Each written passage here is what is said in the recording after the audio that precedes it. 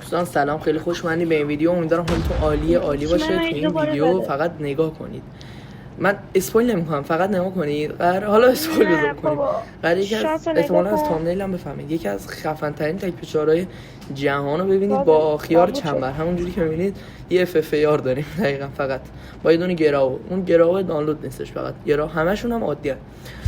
حالا میرم نراب، می‌بینید که 120. خب کاری نداریم.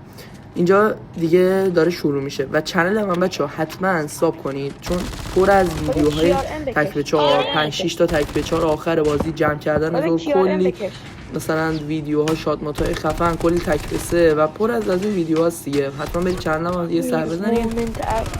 از این ویدیوها خوشتون اومد حتما لایکش کنید. اینجا رو ببینید، یه مومنت نگاه کن. اینجا شات شانس آوردم یارو با شات کامل باشه، سری دیدمش، یه مومنت زدمش. این نفر سوم بود. اینا نفر آخر نگاه کنید، فقط رفتم پشتشو تاخ با آرمور 60. اینجا هم دیگه تموم شد و رفت. حتما بچه‌ها سابسکرایب و لایک بکنید، خیلی ازتون ممنون میشم. خداحافظ.